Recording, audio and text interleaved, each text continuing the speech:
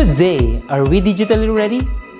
This is the question that teachers and learners are probably asking right now. With the advent of DepEd's Digital Rights program, the Open Educational Resources, or OER, was woven together and finally realized. This project prioritizes the necessity to enhance the digital literacy skills of every teacher and learner in the country. Our OER mission is to connect the disconnected. OER is indeed an innovative initiative with a lofty aim to get disconnected schools and last-mile schools connected through ICT even without an internet connection. It is designed to cater to the need of these schools for interactivity, digitalization, and delivery of 21st century skills that will ensure that every learner is future ready. Join us in another training workshop and learn more about open educational resources, whose primary purpose is to provide support and assistance to learners and teachers in this rapid advancement of technology. Our goal is to build and strengthen the capabilities of public and private teachers, school heads, and supervisors by teaching you to create and design interactive, localized, and contextualized instructional materials for teaching using basic, advanced, and proficiency software and tools. Surely, this will be another exciting and engaging webinar training workshop. Together, let's all rise amidst this crisis. Para sa bata, para sa bayan, para sa guro. Sulong edukalidad!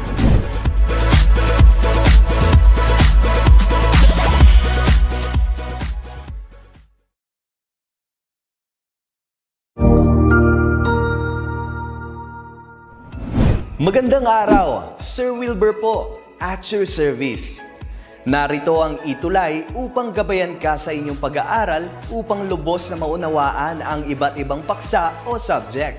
Ang ETUlay ay isang free online tutorial class na pinangungunahan ng ICT's Educational Technology Unit sa pamumuno ni Undersecretary Elaine Del B. Pascua. Ang programang ito ay hindi lamang para sa mga bata, kundi ito rin ay magsisilbing gabay sa mga magulang at mga guro kung paano nila ituturo o gagabayan sa bawat asignatura ang kanilang mga anak o mga estudyante. Sa kasalukuyan, ang self-learning module mula sa rehiyon ng Calabarzon at kilala sa tawag na pivot ang ginagamit sa ating ETUlay online class. Kaya ano pang hinihintay ninyo? Ihanda na ang inyong mga ballpen o lapis, papel o kwaderno at samahan kaming itulay ang pagkatuto para sa bawat batang Pilipino. Sama-sama tayong magtutulungan para malampasan ang mga hamon sa panahong ito. Halina't matuto kasama ang inyong online tutor sa oras na ito.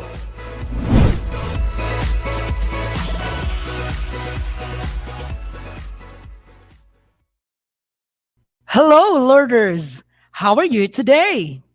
Today is Tuesday, and welcome to our ETUlay online tutorial for this day.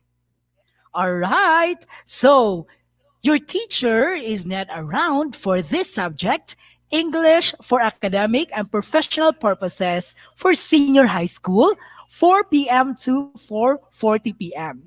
because she has something to do with the schedule for our TV, DepEd TV, all right? So, but don't you worry because I'm your substitute teacher for this subject, EAPP for senior high school. I'm Tutor Jess for this subject. All right, again, this is English for academic and professional purposes for Quarter 4, Week 1. Writing a concept paper. Now, before we go on to our topic this afternoon, I have here a question. What comes first to your mind when you hear the word concept? Anybody from the class? Or from the group? Okay, pa-shout out po dito sa Flora National High School.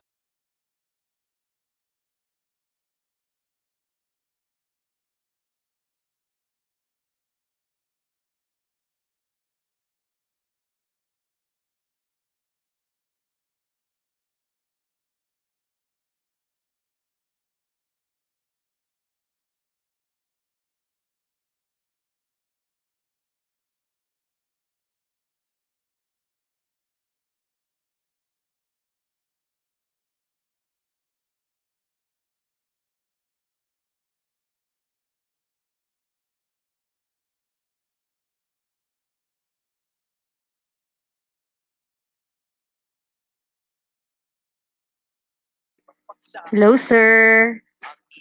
Nawala po ang inyong audio, sir. Thank you po.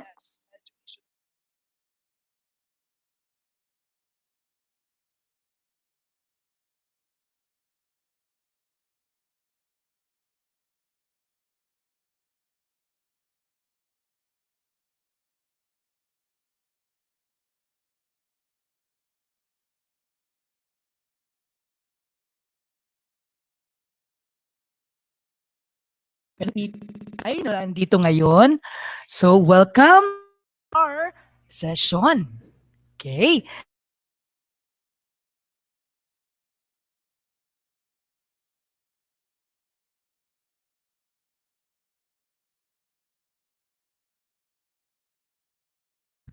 Okay. What concept, what association or words can be associated to the word concept?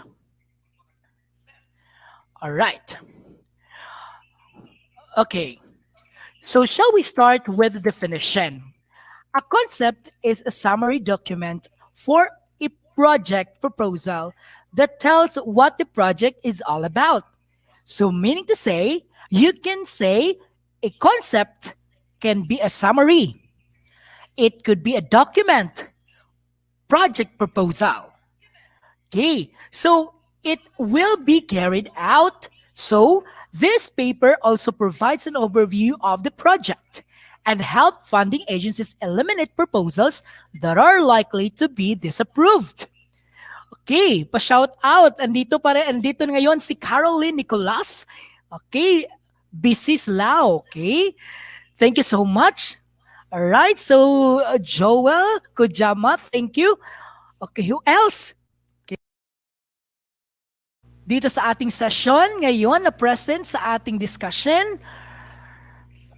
Alright, so shall we now proceed? Okay. Uses of a concept paper. So as what I have said, concept can be associations to can be associated to a summary or a project proposal, or it could be a document, or any other that would be a theme, okay, that would comprise, okay, all the features of the word, okay, concept. Now, how is it related to a concept paper? We will discuss now what is a concept paper. It serves a foundation of full proposal. Again, it serves a foundation of the full proposal. Okay. It determines whether the project is feasible or not. Okay. It could be feasible or not. So, tingnan natin kung ang concept paper ba, okay, ay magagamit ba natin ito, okay, sa kasalukuyan natin mga problema na we determine a problem, okay, and we go deeper to a study, okay, that will give, okay, feasible solution. Okay? Now, piques the interest of the potential funding agencies. Now, what is the use of a concept paper? Okay. As what I have said, a concept could be, okay, a summary, or it could be a theme, or it could be a comprised of, okay, a data, okay, mean to say it comprises all of the feature of concept paper. Now, it piques the interest of potential funding agencies. Why? We are studying and we are using concept paper. Now, in any agencies, no, na pwede nating magamit gaya ng research or a concept paper alone, it can be, okay, served, or it will serve as our, okay, we have the potential for funding this, okay, by the funding agencies when we pass through this concept paper. Okay? So if there are problems that you want to get a solution, then you go to a study. Then based on that study, okay, I mean to the study is there is systematic actions, systematic proceedings and process how you will make a concept paper. That is the use, okay? That is the foundation how we get the solution because we have this concept paper and we will recommend and we have this action plan out of the process. Obtains informal feedback on the ideas prior to preparing full proposal. So meaning to say, informal feedback. It could be formal, informal feedback of ideas. Okay, meaning to say, preparing a full proposal. This is done before, before or prior preparing the full proposal. You will get information, you will get data, or not data, but knowledge or factors of problems that it could be informal, feedbacks that you will use in your study. Okay? In the preparation of the full proposal. All right? Thank you. All right, next. Number 5 helps in addressing social issues which plague our society.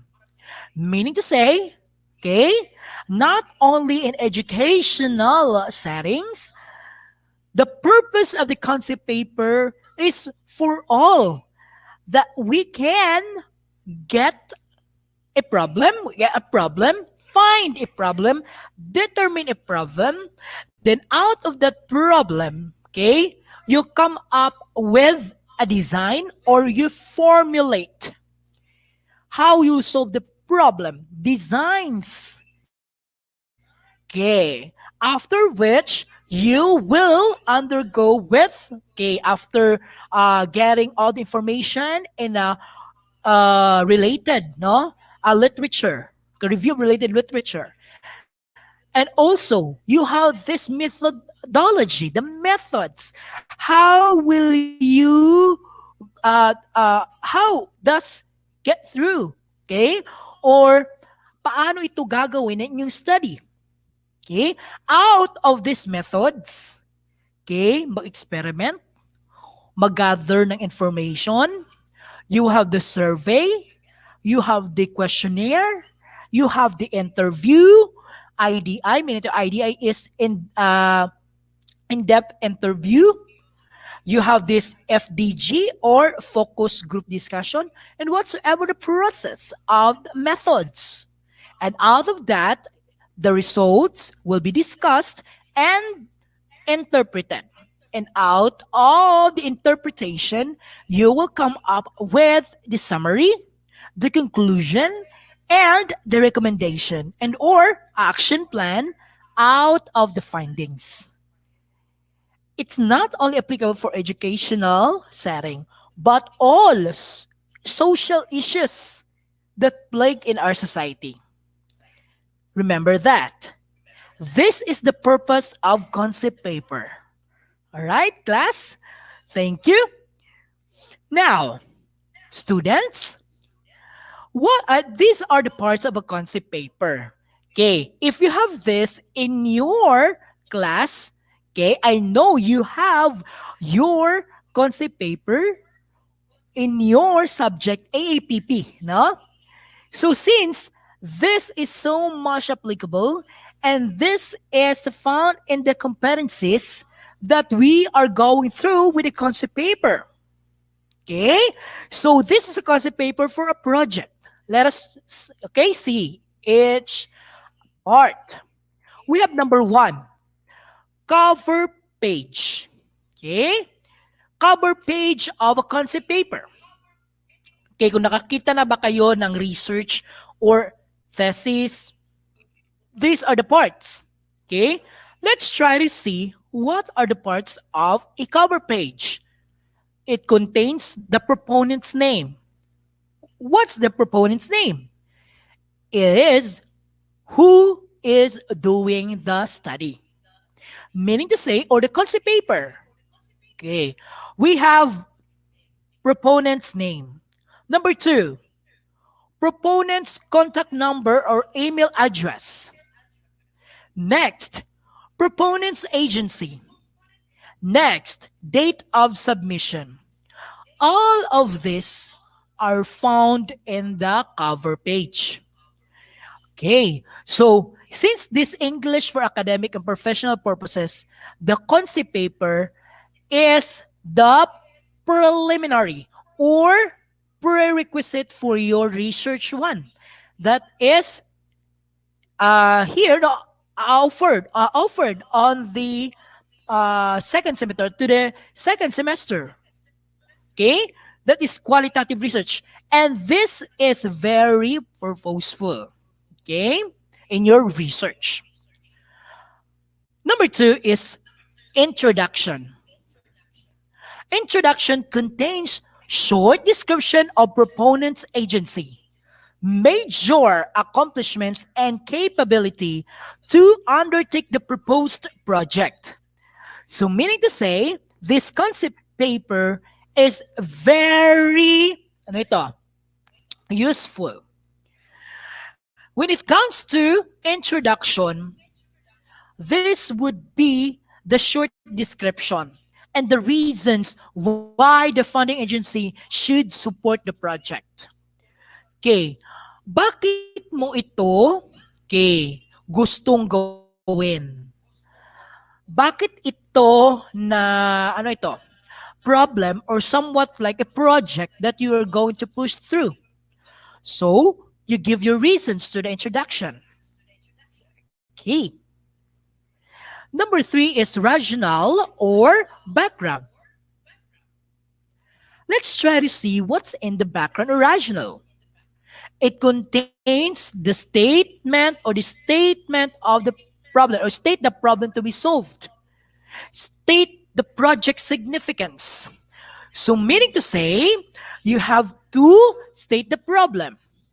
You have to state the project significance. These are found in the rationale or background. Number 4, project description. Let's try to see. In project description, it contains objective of this project, methodology, action plan, the timeline, the anticipated outcome, and how the outcome will be evaluated. These are parts of the project description. Right? Next, project description, and the last is project needs and cost. Now, we will go to project needs and cost. Why do you want to go with this project? Okay, it contains the budget, the item description, and the amount of personnel or equipment needed. Okay, so meaning to say, makakatulong ito sa atin. Okay, hindi lang sa atin, kundi sa ating lipunan. Kung hindi na sa ating lipunan, pwede rin sa ating educational setting. It depends upon how you will go with the study or this project proposal. Right? So, it depends to your needs and reasons. Concept paper for research. This is for academic research. Okay? Kanina is concept paper for project proposal. Now, let's have academic research. As what I have said, this is somewhat like similar, but there are themes or features that are different to the one that I was telling you about. Number 1 is title page for academic research.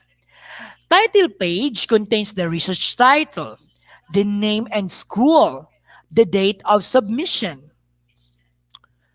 Next, background of the study. Alright? So nakita natin kanina, di ba?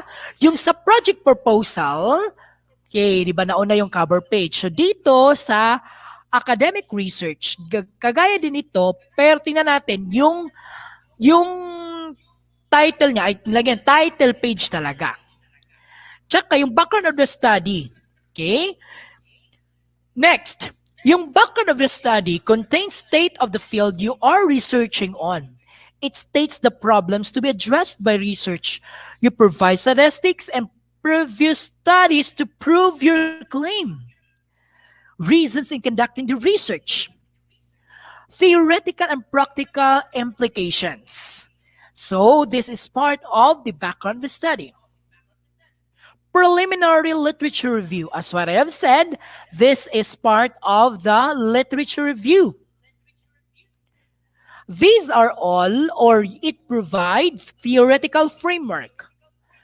Theoretical framework is somewhat like a theory or theories, okay, that are anchored to your studies or to your study. It provides major related literature review, at least 5. What do you mean related literature? These are all readings that are related to your study. Example, your study is all about, okay, what's the study? You will have this study about the effects of playing ML game in the students or of the students in grade 11 or somewhat like who are your respondents to your study.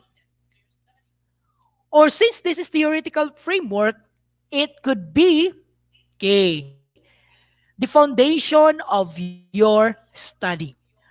Okay? The older the date of this theoretical framework, the better. How about the related literature about the readings that will support your study? Okay? The recent studies or the latest studies, the better. It provides brief synthesis of the reviewed literature and studies. Statement of the problem. Statement of the problem or objectives contains it states the general problem in one sentence. It states your specific research questions of objectives. Methodology. As what I have said, this is used or utilized when you have your study. It contains the context and participants of the study. Instruments to be used. You can have the survey, you can have the questionnaire, you can have the checklist, you can have the interview, IDI, or FDG. Okay. FGD, I mean. Data collection procedures. Data analysis scheme to be used. This is found in your methodology. Timeline. Timeline contains the duration of the research. Kailan nyo ba sisimulan? Okay, yung paggawa ng objectives, paggawa ng RRL, pagsulat ng inyong methodology, tsaka yung part 4 ninyo. Kailan nyo ba tatapusin yung action plan? This is based on a timeline. Reference or references. These are the readings or references, diba? Kung makita tayo sa libro, sa last page niya na yan is merong reference or references. Okay? So, alamin natin kung yung mga readings ninyo na inilagay nyo dyan, yung data or yung information sa inyong concept paper for academic research. Andyan bang mga authors? So makikita yan sa references. Hindi lang sa inyong mga readings or parts na inyong readings. Okay? Para magtugma. It consists of books, journals, and other resources cited in your paper. Okay? So as what I have said, di ba kanina, meron tayong concept paper for project proposal and concept paper for a research or academic research. Now, I have a challenge. Imagine that you are an SK chairman in your barangay during the time of COVID-19 pandemic. You want to propose a hand washing area to be installed in the local terminal in your barangay as one of the prescribed protocols. However, your SK funds for this year cannot suffice the project's completion. Now, present a short description of this project to a private institution in order to obtain funds for this noble cause. Write your answers in the comment section. Okay, so mean to say, you will follow the format for what? Between the concept paper for project proposal or concept paper for academic research. Anybody from the group who can answer? Okay, this is for finding funds from the institution or private institutions to have this installation of washing area, hand washing area. So, which among those? All right, so we have the project title. Okay, so the project title, you have your short description, then your cost estimates. Okay, again, class, okay, from the students, the viewers are here right now. So these are the short description and the cost statements, the format. Right. So any other questions to our discussion this afternoon? Okay. So, class, so please mind you that in making this concept paper is not so easy, but you have this kind of perseverance, patience, and determination. Okay? Determination. Why? Because it needs enough time for you to get information, to go deeper to the understanding how would you present that one to the agency. Example, the proposal for a project. You will use the concept paper. Okay, just like this. Okay, so you present that one into the agency or in an institution, private or public institution, so that they will suffice or they will, okay, get into interest. Why or how they will give the funds. That is the purpose of the concept paper. How about, sir, the academic research? Okay, as what I have said, for academic research, just like with a concept paper for project proposal, you need enough time because there are parts of the academic research that you have to analyze, you have to evaluate, you have to interpret based on the data, based on the numerical data. Example for quantitative research. Okay, from the word quantitative, it deals with numbers, more in numerical. Qualitative, on the other hand, this is a study that is more on descriptions, more on language. Example of that, we have this interview, the in-depth interview. We have this FGD, the focus group discussion. Okay, that is part of your methodology. And out of that methodology, you will have your discussions of the result. After the result, you have this implication. Ano ba implikasyon nito sa ating lipunan, sa ating edukasyon, sa ating pag-aaral? Okay? That is part of the academic research. The use of this, what? The use of this concept paper. But don't you worry, this is not this is only an introduction, or what do you call this one? A baby research or a baby test that just like this is a part of a research. But when you talk about into a practical research, okay, you will have to give time. Okay?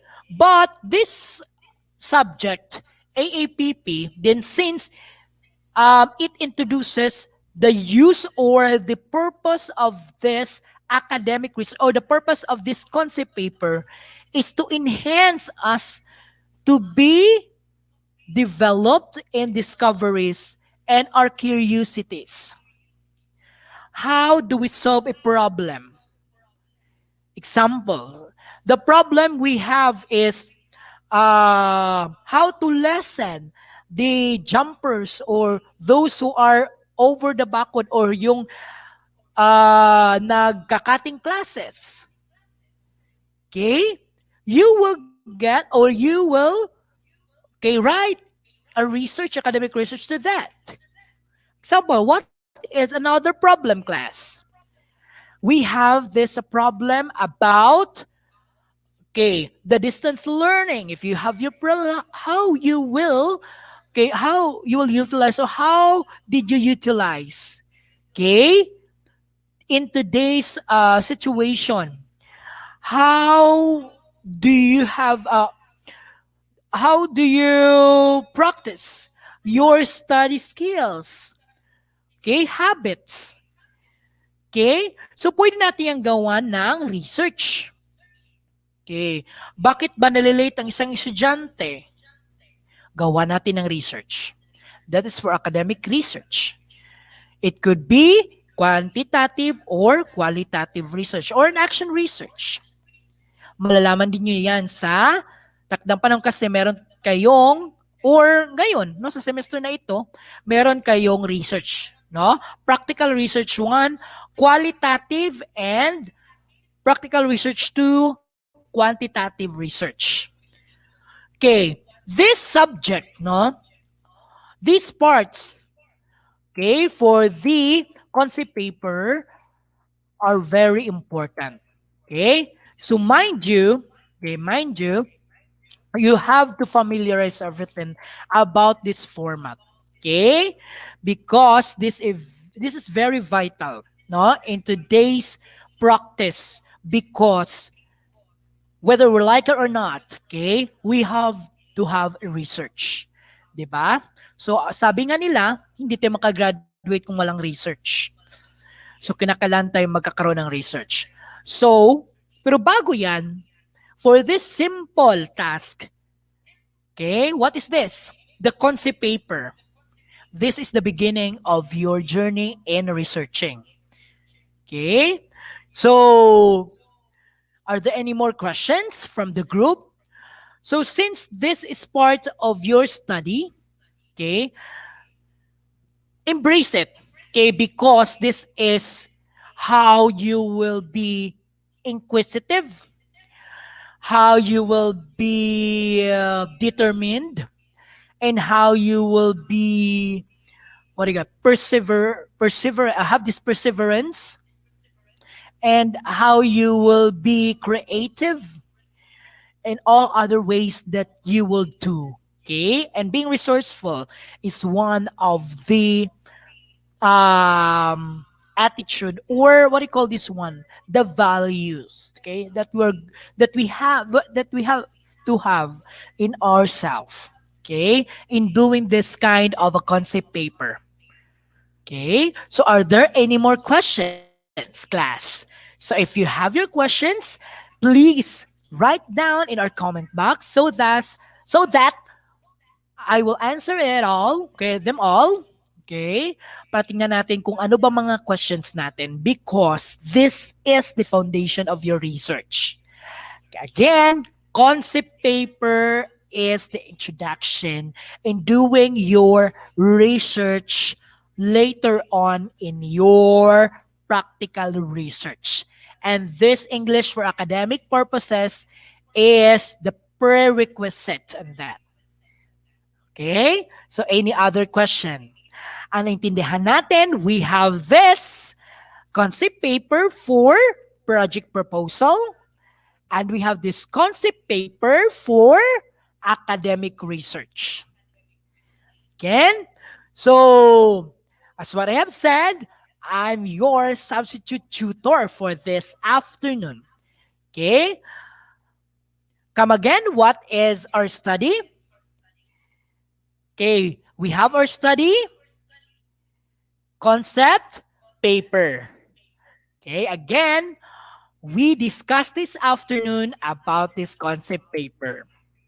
Okay, these are the parts for, okay, tingnan natin ha, for the review, the title page, we have this background of the study, we have this preliminary literature review, we have the statement of the problem, methodology, we have timeline, and reference. So yan yun ang part ng academic research. How about the project proposal?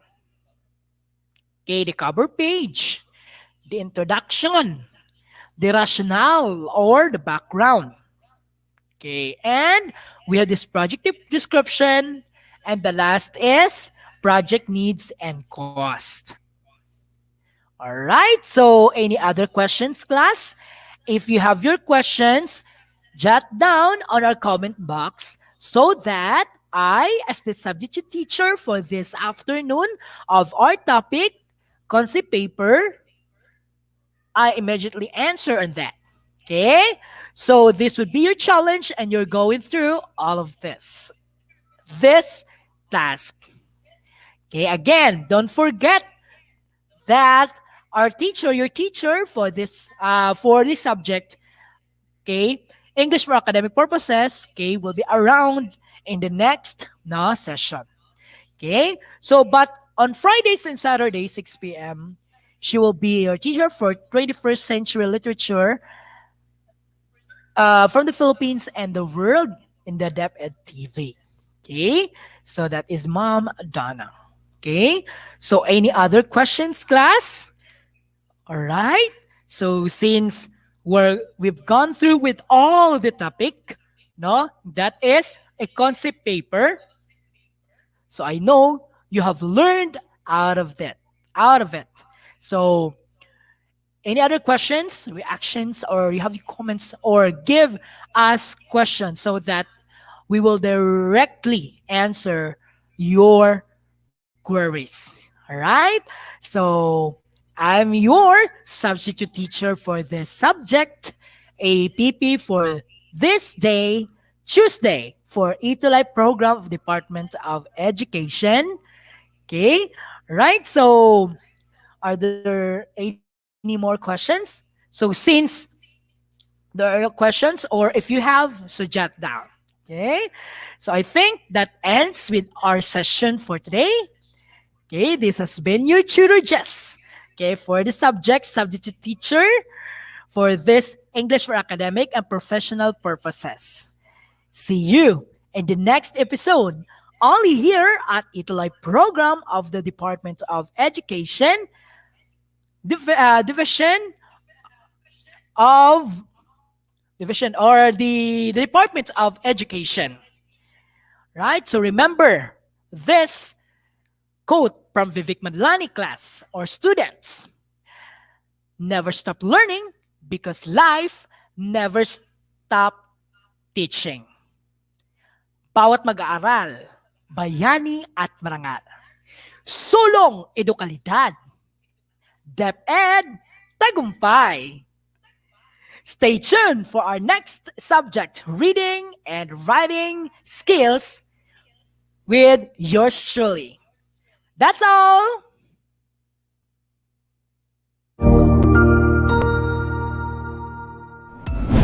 Sigurado ako na marami ka na namang natutuhan sa ating ETUlay tutorial session ngayong araw. Tandaan, ito ay hindi lamang para sa ating mga mag-aaral, kundi pati rin sa ating mga minamahal na guro at mga magulang na kaagapay natin para maituloy ang pagkatuto sa kabila ng nararanasang pandemya. Patuloy ding sumubaybay sa DepEd TV para sa mga araling ginawang video episodes. Mapapanood ito mula Lunes hanggang Sabado, alas 7 ng umaga hanggang alas 7 ng gabi sa inyong mga telebisyon. Abangan bukas mula 1:00 ng tanghali ang iba pang aralin sa ating ETUlay free online tutorial session sa Filipino. I-like and subscribe at manatiling nakasubaybay sa ating ETUlay tutorial session sa DepEd Edtech Unit FB page at Educational Technology Unit channel sa YouTube at sa DepEd Tayo at DepEd Philippines social media accounts. Paalam!